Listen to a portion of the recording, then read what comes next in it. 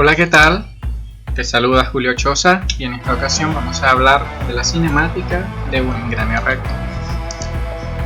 En la figura siguiente vamos a analizar cuáles son las características cuando se da el acople de un par de engranes.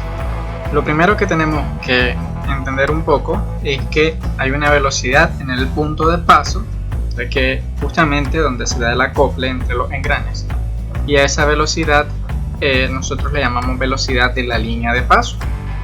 Es importante pues aclarar que la velocidad en ese punto para ambos engranes tiene que ser la misma, que es lo que pues nos ayuda a entender la cinemática de los engranes en general. Aunque la velocidad angular del movimiento lógicamente que genera en el eje sea diferente para ambos engranes, la velocidad de paso en el punto de paso tiene que ser igual. Hay una distancia entre los centros, ¿verdad?, de los ejes de ambos engranes que nosotros denominamos o denotamos con la letra C. Tenemos los diámetros de paso o diámetros de la línea de paso de cada engrane. Para el engrane pequeño, que generalmente denominamos piñón, le denotamos con D1, y para el engrane que es más grande le denotamos con D2. Los radios, ¿verdad?, la distancia del centro del eje a esa línea circunferencial del diámetro de paso se denomina con R1 y R2, y las velocidades angulares que tiene cada uno de los dos engranes que difieren. La razón de velocidad la vamos a denominar VR y es igual a la velocidad angular del engrane impulsor entre la velocidad angular del engrane impulsado. Esto es igual a, o se puede anotar como W1 entre W2. Haciendo un análisis también podemos, ¿verdad?, identificar que no solamente hay una relación entre las velocidades angulares, sino también entre el tamaño de los engranes y por ende el tamaño. Solo que una relación inversa. ¿Qué quiere decir eso? Que ahora relacionamos el tamaño del radio, por ejemplo, del engrane impulsado entre el tamaño del radio del engrane impulsor, igual el diámetro del engrane impulsado entre el diámetro del engrane impulsor, y el número de dientes del engrane impulsado entre el número de dientes del engrane impulsor. Vamos a ver un ejemplo en el cual analizaremos la razón de velocidad. Se utiliza un grupo de engranes para reducir la velocidad de un motor eléctrico que impulsa el eje de un transportador en la caja registradora de un supermercado. Este es un caso que vemos en el día a día cuando vamos al supermercado y ponemos nuestras cosas en una banda transportadora. Ya sabemos que el engrane, que funciona internamente, ayuda a disminuir la velocidad del motor para que la banda pues funcione a una velocidad adecuada. El engrane sobre el eje del motor es un piñón de paso 10 con 15 dientes y funciona a 1800 revoluciones por minuto en sentido horario. Y tenemos que determinar la velocidad del engrane acoplado, el cual tiene 45 dientes. Y vamos a calcular también la velocidad en la línea de paso. Solucionamos este ejercicio y lo primero que vamos a hacer es calcular la razón de velocidad con la ecuación que ya observamos, VR igual a N2 entre N1, número de dientes del engrane impulsado entre el número de dientes del engrane impulsor. Esto va a ser igual a 45 entre 15 y nos da 3. Lo tenemos que expresar con símbolo negativo. Este valor negativo indica que los engranes giran en direcciones opuestas, lo cual es congruente en los engranes externos. En la práctica también se expresa este valor como razón de engrane 3:1. Vamos a determinar la velocidad angular del engrane impulsado. La velocidad angular de este engrane impulsado se calcula reagrupando la ecuación. W2 va a ser igual a W1 entre la razón de velocidad, las 1800 revoluciones por minuto que tiene el engrane impulsor, que es el motor, entre el menos 3 obtenido, nos da una velocidad angular de menos 600 revoluciones por minuto.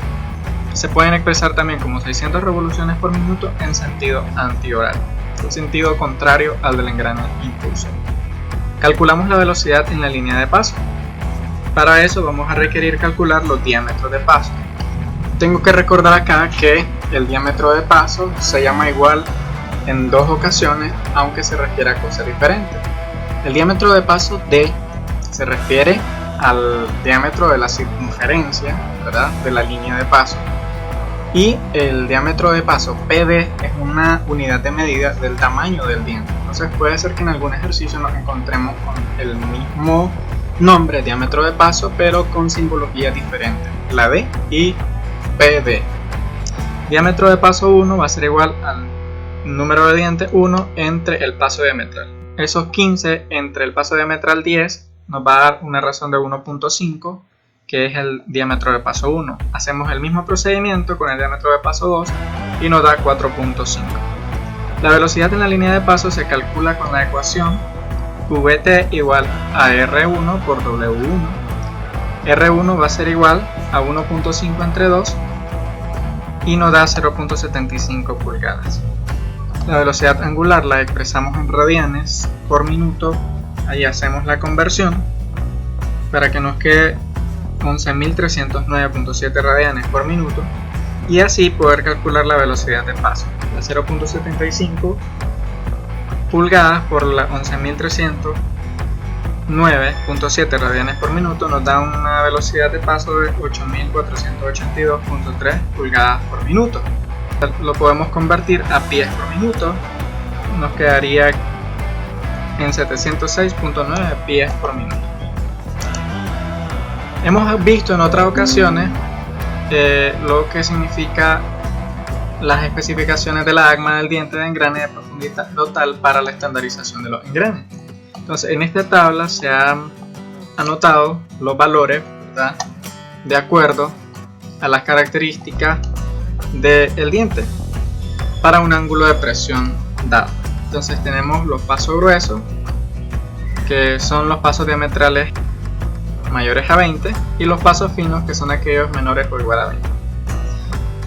Pueden haber para el paso grueso ángulos de 14,5, 20, 25 grados, y para el paso fino ángulos de 20 grados. Entonces hay valores para el adendo, profundidad de trabajo, etc. Varias características que ya hemos visto en otro video. Para seleccionar un engrane recto adecuado tenemos que tener en cuenta tres aspectos. El primer aspecto es el paso diametral. Estas tablas nos ayudan a entender un poco lo que es el concepto del paso diametral y nos sirven como referencia. En esta tabla vemos la calidad de engrane recomendada por la ACMA. Si tenemos una velocidad de línea de paso dada en pies por minuto, ahí están las frecuencias de 0 a 800, de 800 a 2000, ahí así sucesivamente, y la calidad sugerida del engrane. La clasificación de la ACMA 6 a 8, 8 a 10. Y también tenemos los pasos diametrales para engranes a 20 grados de acero dulce con ancho de cara estándar. Habrá una tabla de estas para cada tipo de engrane según su material. Entonces esta tabla que vemos aquí es de referencia. Tenemos una potencia, ¿verdad?, en caballos de fuerza específica y cuáles son las revoluciones por minuto del piñón. Y también, relacionando ambas cosas, podemos localizar ahora cuál sería el paso diametral adecuado a utilizar. Visualicemos el ejemplo de la mezcladora de concreto. La mezcladora impulsada por un motor de combustión interna de 10 caballos de fuerza a una velocidad de 1800 revoluciones por minuto. Vamos a determinar un paso diametral adecuado. Están especificadas los engranes de acero dulce que son capaces de funcionar a 10 caballos de fuerza con una velocidad del piñón de 1800. Habrá que recordar acá que teníamos una tabla para verificar la combinación de número de dientes entre dos engranes que podían producir interferencia.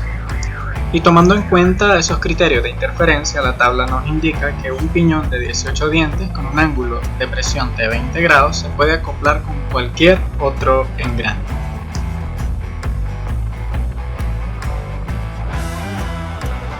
La tabla 10.6 sugiere que se debe utilizar un paso diametral igual a 8 para transmitir la potencia.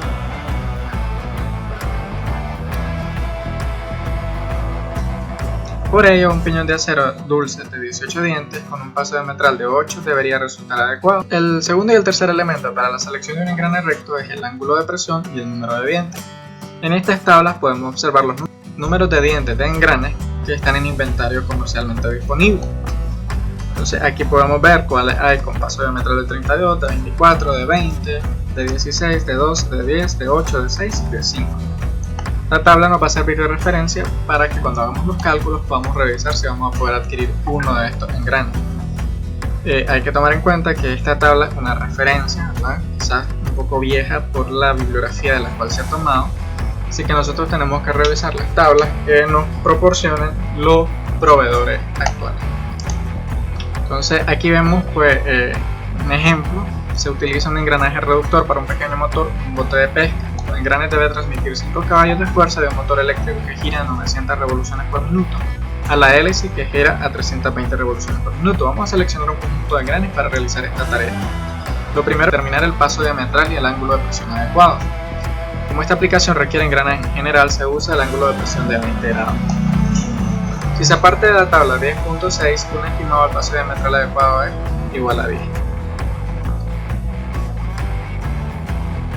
Vamos a emplear la razón de velocidad requerida para iterar y determinar el número de dientes adecuado. La razón de velocidad es VR igual a W impulsora entre W impulsada.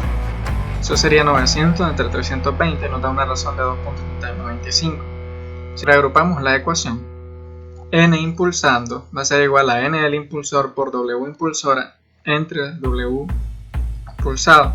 Eso nos da una razón de N impulsor por 2.8195.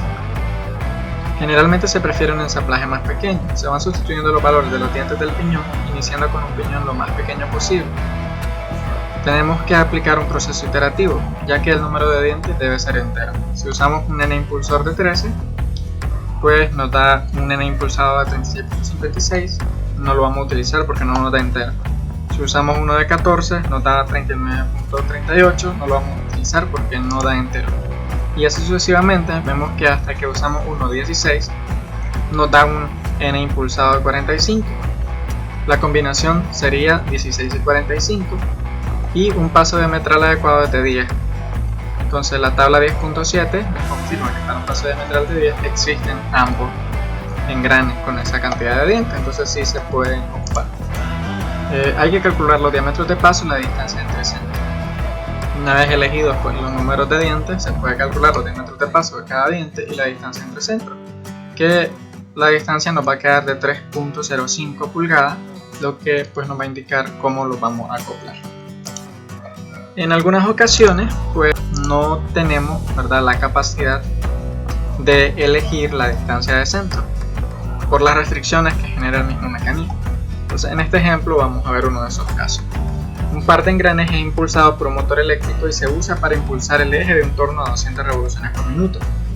En la figura se ilustra este sistema impulsor. El motor de un caballo de fuerza se sustituirá por un motor más eficiente, pero de alta velocidad, con velocidad de 600 revoluciones por minuto. Para llevar a cabo tal modificación se debe seleccionar un nuevo conjunto de engranes que mantenga la velocidad del husillo a 200 revoluciones por minuto. Sin embargo, los engranes están montados en una carcasa complicada que no se puede modificar, por lo tanto la distancia entre centros de los engranes debe permanecer en 7.5 pulgadas. Especifique el conjunto de engranes a utilizar. El primer paso es especificar la razón de engrane y la distancia entre centros. Los principales parámetros de este problema son la razón de velocidad y la distancia entre centros. La razón de velocidad es VR igual a W impulsor entre W impulsada, 600 entre 200, que nos da de 3. Entonces VR igual a D2 entre D1 tiene que ser igual a 3, lo cual se replantea como D2 igual a 3D1.